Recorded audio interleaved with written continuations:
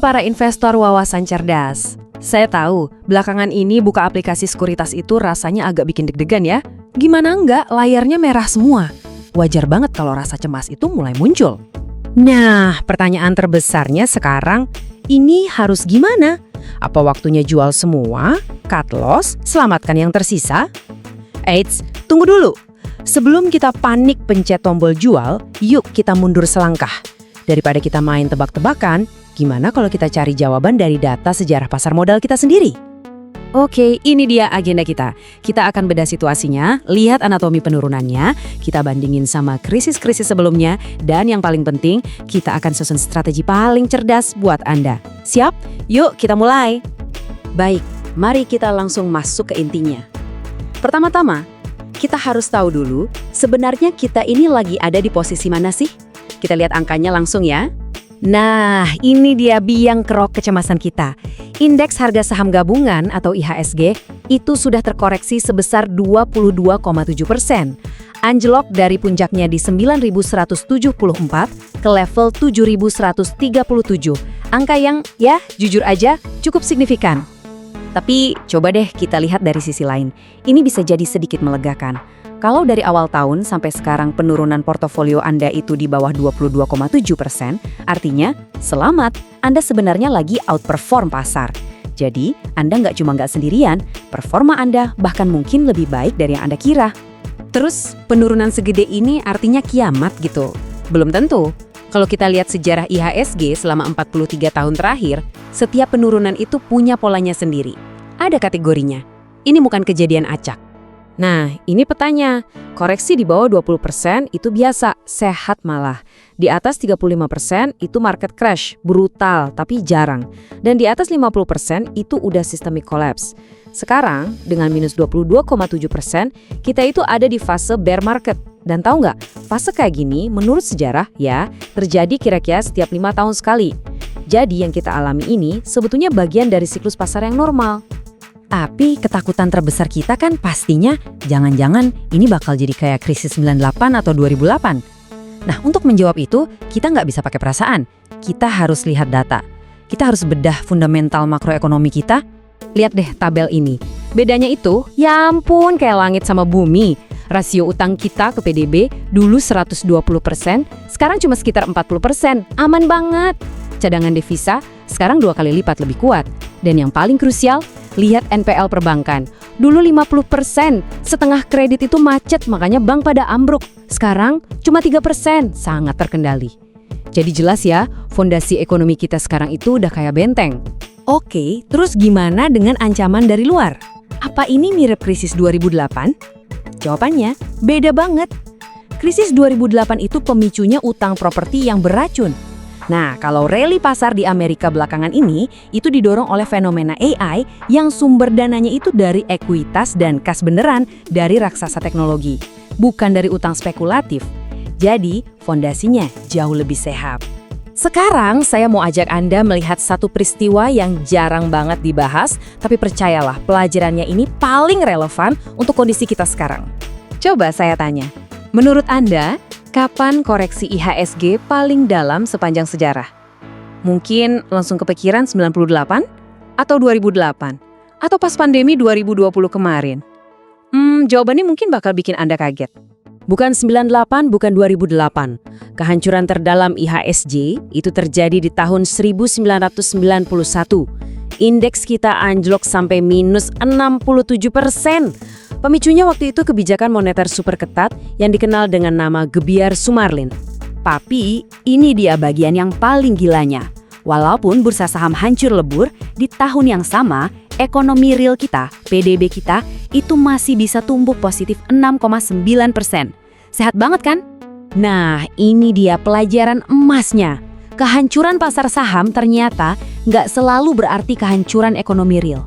Bagi orang awam waktu itu, yang mereka rasakan cuma ekonomi lagi lesu aja, bukan kiamat finansial seperti yang digambarkan di bursa.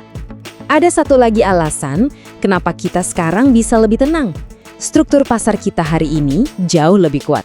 Kita punya semacam penjaga gawang raksasa, yaitu para investor institusi domestik. Jadi gini, kalau investor asing jualan besar-besaran, kita punya institusi raksasa kayak BPJS Ketenagakerjaan dan manajer investasi lokal lainnya yang megang dana triliunan. Buat mereka, saham-saham bagus yang harganya anjlok itu bukan bencana, tapi pesta diskon. Mereka siap jadi jaring pengaman yang menyerap barang-barang bagus itu. Oke, kita udah lihat data, udah tenang. Sekarang bagian paling penting. Terus kita harus ngapain? Gimana caranya kita mengubah mode bertahan ini jadi persiapan buat menyerang balik? Strategi paling bijak untuk saat ini adalah wait and see. Tapi jangan salah paham ya, ini bukan berarti kita diam karena takut. Justru sebaliknya, ini adalah manuver cerdas untuk melindungi modal kita, capital preservation, sambil kita siapkan peluru untuk belanja di saat yang paling tepat. Nah, ini PR untuk Anda sekarang. Pertama, amankan amunisi Anda, pindahin dulu ke tempat yang aman seperti reksadana pasar uang. Kedua, sekarang waktunya riset. Bikin shopping list saham-saham fundamental kuat yang harganya lagi diskon besar. Ketiga, tentukan target harga Anda. Mau masuk di level berapa? Dan yang terpenting, jangan pernah mencoba menangkap pisau yang sedang jatuh.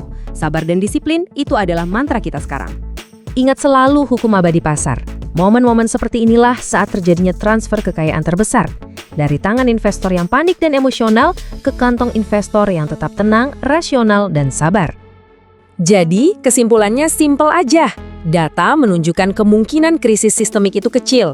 Yang perlu kita lakukan adalah tetap tenang, amankan peluru Anda, dan bersiap. Karena percayalah, di balik badai ini ada peluang emas yang menanti. Oke, kita sekarang sudah tahu cara untuk selamat dari badai. Tapi, peluang spesifik apa yang muncul dari situasi ini? Nah, di pembahasan kita berikutnya, kita akan bedah tuntas paradoks efisiensi dan siklus superkomoditas untuk mencari jawabannya. Jadi, pastikan Anda tidak ketinggalan ya. Sampai jumpa di sana.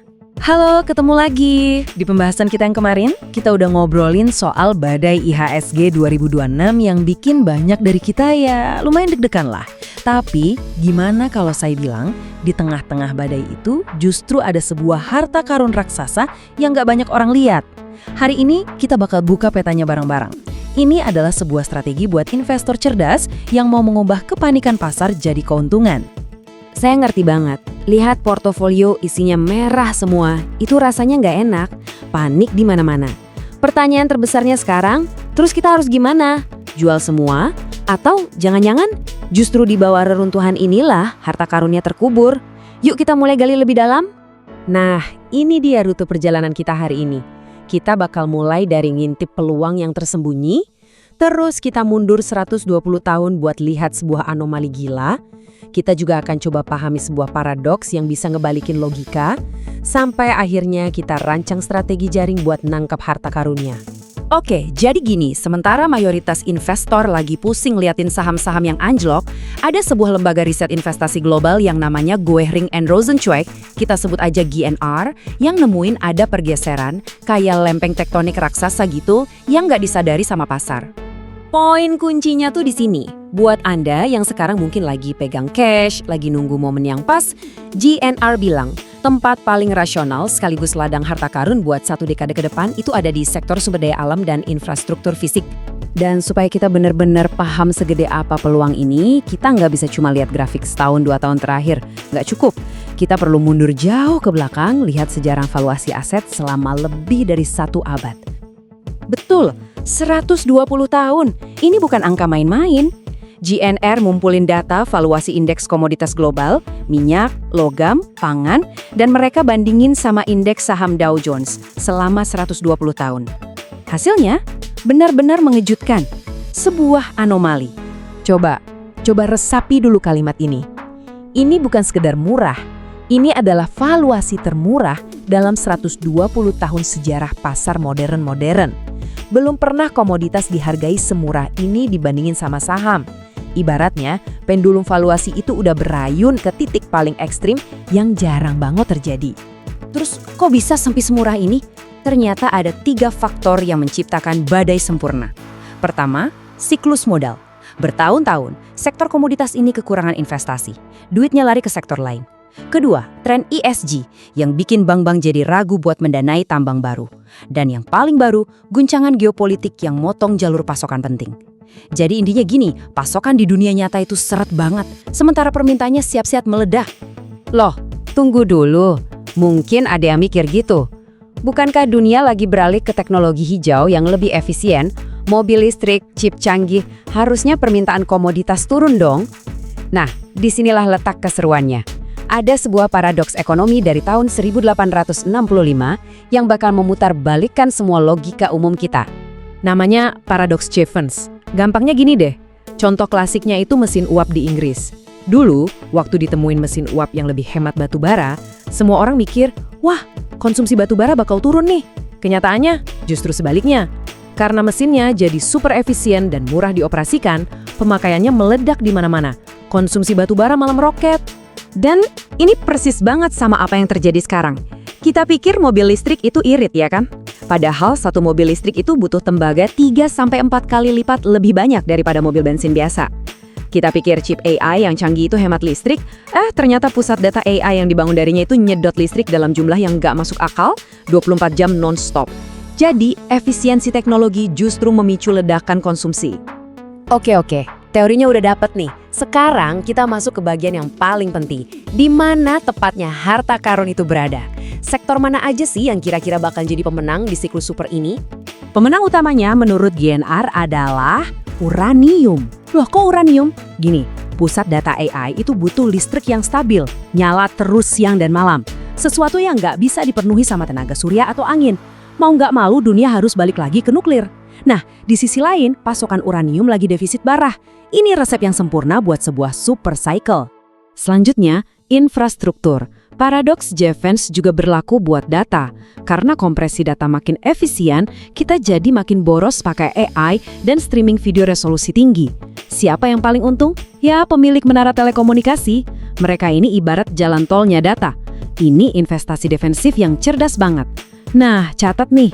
Pas pasar lagi panik, cari perusahaan menara yang valuasinya jatuh ke level murah historisnya, di kisaran EV per EBITDA 8-9 kali. Pemenang ketiga adalah tembaga, si minyak bumi di era baru.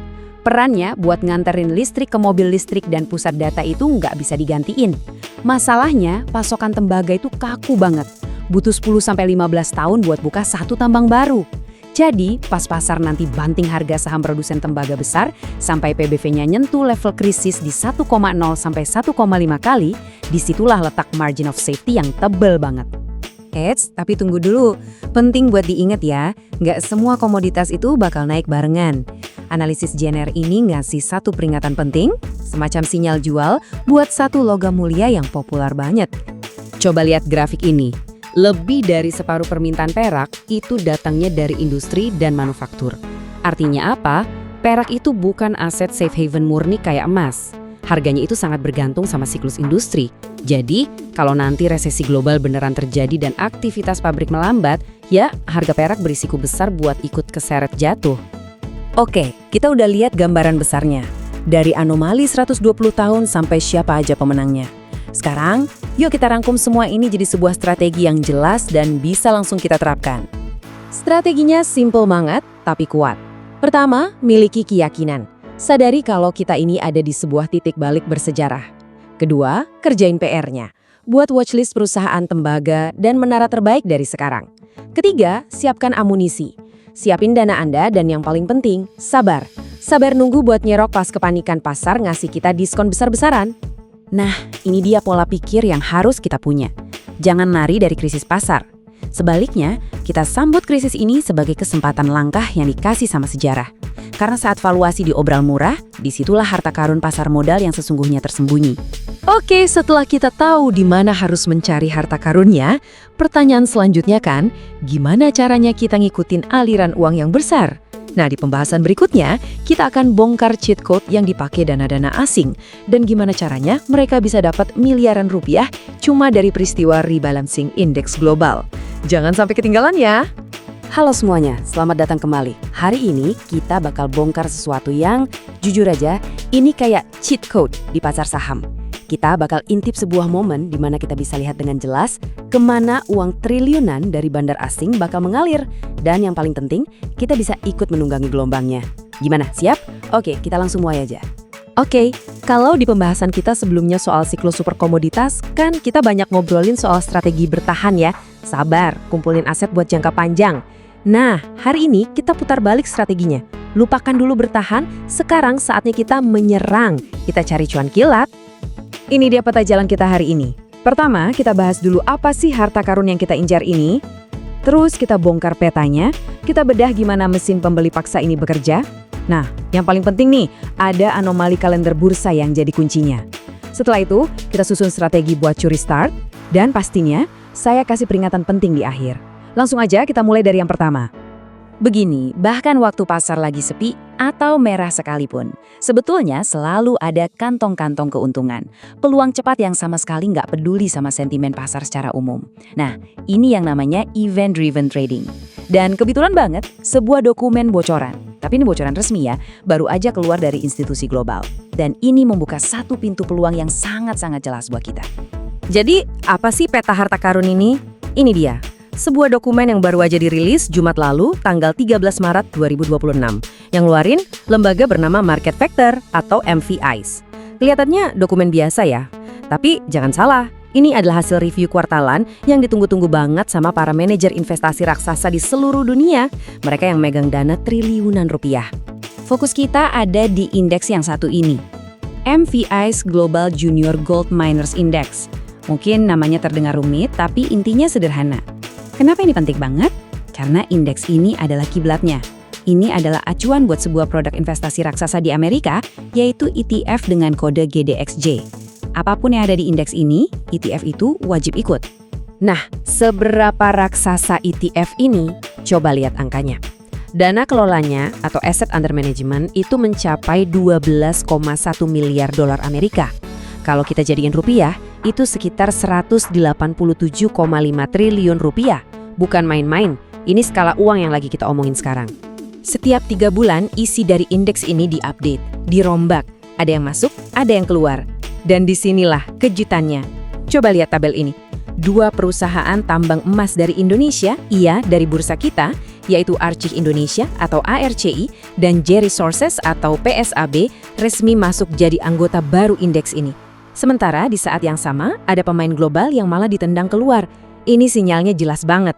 Oke, mungkin Anda lihat angkanya kecil ya, cuma 0,11% atau 0,02%. Apa sih artinya? Kelihatannya sepele kan? Nah, tunggu dulu. Mari kita terjemahin persentase kecil ini jadi angka rupiah. Disinilah letak harta karunnya. Ini dia mesinnya. ETF GDXJ itu pasif, artinya dia dijalankan sama algoritma, sama robot. Dan robot-robot ini nggak punya pilihan. Ketika kiblatnya, yaitu indeks MVS tadi, bilang saham A harus masuk, maka si robot ini wajib hukumnya untuk beli saham A.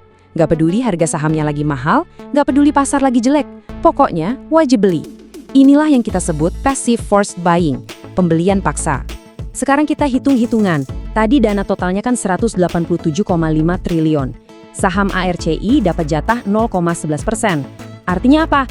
Artinya akan ada dana sebesar 206,3 miliar rupiah yang wajib dibelanjakan ke saham ARCI. Coba bayangin, saham yang biasanya transaksinya mungkin cuma puluhan miliar sehari, tiba-tiba besok bakal ada satu pembeli raksasa yang harus beli saham itu senilai lebih dari 200 miliar. Kebayangkan efeknya? Dan itu baru RCI. Masih ada lagi. Buat saham PSAB, ada dana masuk paksa tambahan sebesar 37,5 miliar rupiah. Jadi kalau kita total, ada aliran dana hampir 1/4 triliun rupiah yang bakal menyerbu 2 saham ini. Secara otomatis, secara sistematis. Oke, kita udah tahu sahamnya apa. Kita udah tahu nilainya berapa. Tapi semua info ini percuma kalau kita nggak tahu kapan persisnya eksekusi ini akan terjadi. Nah, disinilah bagian yang paling krusial. Ada sebuah anomali, sebuah keanehan langka di kalender bursa kita yang jadi kunci dari semua strategi ini. Coba perhatikan timeline ini baik-baik. Normalnya, seharusnya eksekusi rebalancing itu dilakukan hari Jumat tanggal 20 Maret. Itu jadwal standarnya. Tapi, lihat kalender kita. Mulai hari Rabu tanggal 18 Maret, bursa kita libur panjang. Nah, aturan main ETF global itu kaku banget. Kalau jadwal eksekusi kena hari libur, eksekusinya wajib dimajukan ke hari bursa terakhir yang buka. Artinya apa? Artinya seluruh pembelian senilai hampir 1/4 triliun rupiah itu bakal terjadi besok sore, hari Selasa tanggal 17 Maret, tepat di sesi pre-closing jam 15.50 waktu Indonesia Barat. Waktu kita mepet banget. Oke, sekarang kita udah punya semua kepingan puzzle-nya. Kita tahu saham apa yang dibeli, berapa nilainya, kapan waktunya, dan kenapa ini terjadi. Pertanyaan selanjutnya, gimana cara kita sebagai investor retail memanfaatkan ini? Nah, sekarang kita susun game plan-nya.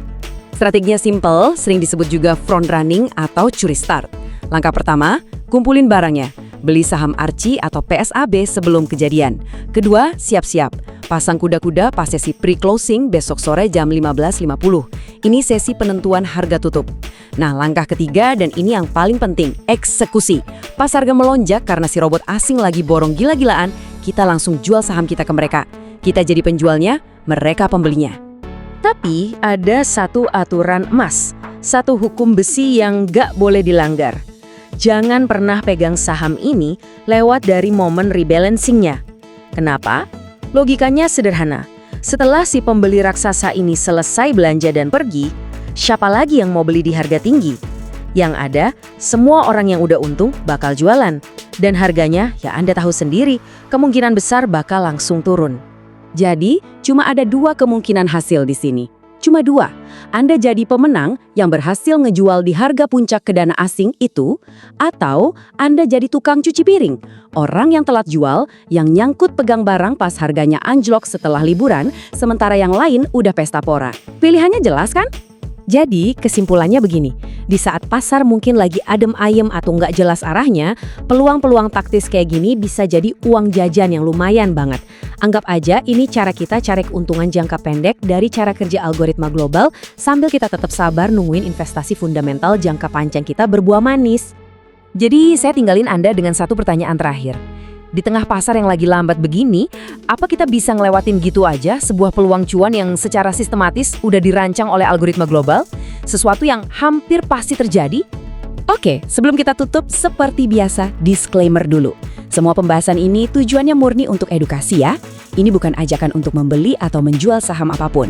Ingat, semua keputusan investasi, untung ruginya ada di tangan Anda masing-masing dan jadi tanggung jawab pribadi. Terima kasih banyak sudah menyimak.